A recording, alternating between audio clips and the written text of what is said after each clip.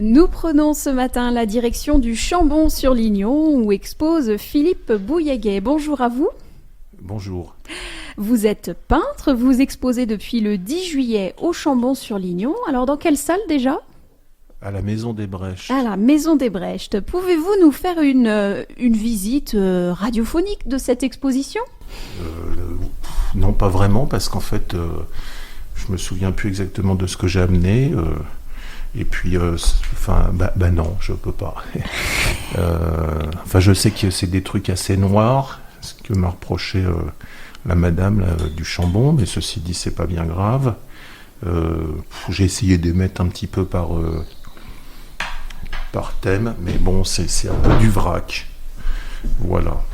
Un petit peu noir, parce qu'actuellement, ça va très moyen. Vous peignez sur du bois ? Oui. Alors, sur quelle taille à peu près d'œuvre ? En fait, c'est ce que je trouve, parce que j'achète les caddies à Weldom, là. Il y a des caddies de chute, ou sinon, j'achète des grands panneaux, et puis je fais en sorte qu'ils soient coupés, parce que faut quand même que ça puisse tenir dans une maison, quoi. Mais généralement, j'achète les chutes. Voilà. Donc, les tailles sont jamais les mêmes. C'est du mélaminé, il n'y a rien de standard, et puis ça n'a aucune importance. Par contre, après, pour le motif, il faut essayer de voir ce qu'on veut représenter et de trouver un truc qui soit à peu près d'une taille convenable. C'est-à-dire que je ne vois pas pourquoi faire des choses sur des très grands formats s'il n'y a pas énormément de trucs à peindre. Enfin, je ne me verrais pas faire une pomme sur un panneau de 2 mètres. Ça n'a aucun intérêt, autant faire ça sur un format carte postale.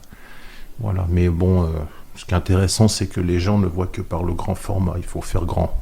Je ne sais pas pourquoi. Enfin bon, bref. Moi, je fais avec ce que je trouve. Donc, c'est un peu de la récup. Les matières que vous employez ? J'utilise des pinceaux. Alors des pinceaux. Là aussi, j'achète les moins chers. Généralement, c'est des palettes là que je trouve dans les boutiques pour les gamins. Enfin, vous savez, quand vous avez un lot de pinceaux pour 3-4 euros, ils perdent leur poil, tout, ça de toute façon... Mais ça ajoute à la peinture, justement, les poils qui restent dedans. Des fois, ça fait un peu... Bon, bref. Il m'est arrivé que avec la peinture, que les poils ils collent sur le truc, mais j'achète les pinceaux, du super bas de gamme, mais comme je peins avec de la glycéro, de toute façon le pinceau il tient pas très très longtemps, parce qu'il faut tout le temps le nettoyer avec le white spirit, et puis comme c'est des pinceaux de qualité tout à fait médiocres, généralement ils perdent leur poil, mais c'est pas grave, parce qu'après ça me fait des trucs extrêmement fins, donc et puis bon, l'idée c'est de voir avec ce que j'ai à faire au mieux, enfin puis c'est à chaque fois donc si le pinceau est complètement foutu, des fois j'arrive à faire des trucs qu'on ferait pas avec un pinceau en bon état. Puis la peinture c'est de la glycéro industrielle avec solvant. Tout le monde vous dit qu'il faut peindre avec de l'acrylique. Ça, c'est... Je sais pas, enfin, je crois que c'est Andy Warhol qui avait lancé la mode de l'acrylique. L'acrylique, c'est de la peinture à l'eau. J'ai aucune confiance dans la peinture à l'eau. Et puis, la glycéro, c'est avec un solvant. Ça tient, ça résiste au temps, ça résiste, c'est bien. L'acrylique, j'en sais rien si ça résiste. Et puis, bon, je suis habitué. Alors, le seul emmerde de cette peinture, c'est qu'on peut pas faire les dégradés. Ça, c'est pratiquement, enfin, c'est très dur à faire. J'ai déjà réussi à trouver un truc terrible. Avant, je prenais le pot, la couleur telle qu'elle était d'origine. Maintenant, en mélangeant avec d'autres, j'arrive à trouver des teintes. Et puis, des fois, comme les pinceaux sont plus ou moins bien nettoyés, le bleu devient vert ou marron. Donc, c'est pas mal. Des fois, il y a des effets de surprise. Disons que ce qui est rigolo, c'est de pas trop savoir où on va. Et puis, au fur et à mesure, les choses prennent forme. Et puis ça n'a une importance que très relative. Donc on est plutôt quand même sur l'usage de beaucoup de couleurs. Bah ouais, parce que, comment vous dire, c'est pas mal la couleur. Ouais, je crois que c'est ce que je préfère d'ailleurs, la couleur. J'en ai fait en noir et blanc, pas mal, quelques-uns en fait, parce que j'avais découvert qu'on pouvait faire des trucs super bien en noir et blanc. J'avais fait une exposition à la tannerie à Bourg-en-Bresse, j'en garde un grand souvenir, c'est une grande salle de concert. Et après l'expo de Bibi, là, machin, il y avait Jean-Luc Navette, qui est un chanteur d'un groupe de rock, et qui fait des trucs autrement mieux que moi, il n'y a pas à chier, quoi. Mais bon, lui, il est tatoueur professionnel, il sait dessiner et tout, et il fait des choses en noir et blanc. Je m'étais dit, ouais, le noir et blanc, ça peut rendre pas mal. Alors, comme j'ai une mauvaise vision et que je maîtrise pas très bien le noir et blanc, en fait, mes trucs sont bizarroïdes parce que des fois, j'inverse. C'est-à-dire que ce qui devrait être sur fond, enfin, je crois que j'ai un souci, ouais, ça peut rendre bien le noir et blanc aussi. Mais j'en ai surtout fait pour des tableaux sur la guerre de 14 parce que je trouvais que ça rendait pas mal en noir et blanc, vu que sur 14, souvent, les photos sont noir et blanc. Voilà. Mais c'est un de vos thèmes de prédilection, ouais, cette grande guerre 14-18. Ouais, parce qu'en fait, le grand-père l'a faite. Je pense que les mecs sont vraiment morts pour rien. On les a même tués 2 fois. Ils sont morts au combat. Aujourd'hui, les commémorations, tout ça, tout le monde s'en branle. Et puis, même sur le monument aux morts à Saint-Jean, il n'y a plus les noms. Alors, je ne sais pas pourquoi ils ont été se faire tuer. Si, allez voir sur le monument aux morts à Saint-Jean, il a été retapé. Il n'y a pas les noms. Il n'y a pas une mort en 14 à Saint-Jean. Quels sont les thèmes? Alors, on a parlé de cette grande guerre 14-18, mais quels sont les thèmes qui inspirent votre peinture? Alors, la Grande Guerre, c'est parce que le grand-père l'avait faite, parce que je pense que c'est une boucherie quand même assez épouvantable. C'est autre chose que 39, hein, c'est pas la drôle de guerre où on mange du saucisson sur la ligne Maginot. Là, les mecs, ils sont bien enterrés dans la boue. Sinon, mes autres thèmes de prédilection, pendant un moment, j'en avais fait pas mal par rapport au vaudou, parce qu'il s'avère que j'ai passé une année en Haïti. Ça s'est pas très bien passé, d'ailleurs.